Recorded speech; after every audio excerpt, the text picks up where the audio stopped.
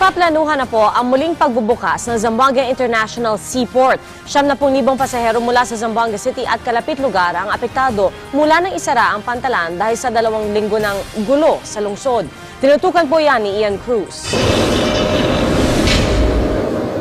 Bunsod ng patuloy na nagaganap na bakbakan ng tropa ng pamahalaan at paksyon ng MNLF, 2 linggo nang sarado ang Zamboanga City Port kung saan nasa 6,000 pasahero raw ang pumapasok at lumalabas roon. Tuloy ang biyahe ng mga cargo ship na may dalang pagkain pero hindi pwedeng maglayag ang mga pampasaherong barko. Kaya ngayong tumagal ang krisis, nasa 70,000 pasahero na raw mula Zamboanga pati na ang mga mula sa Basilan, Sulu at Tawi-Tawi ang apektado.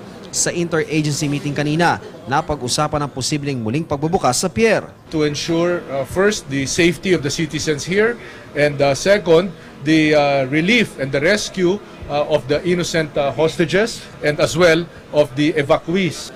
Kung matutuloy, sisiguruhin daw ng PNP at Philippine Navy na wala makakatakas na rebelde at hindi sila makapagdadagdag ng puwersa mula sa ibang lugar. Actually, yung mga maliliit na bangka natin ay we will be controlling them through our maritime police. Tiniyak naman ng pamahalaan na tuloy pa rin ang opensiba kontra sa mga rebelde. Sir, si Malik po nasaan? Nandun pa sa area. As of now, as we speak, nandun sa area. Yun ang ino-operate na natin ngayon. Mula rito sa Zamboanga City, Ian Cruz, Nakatutok, 24 Oras.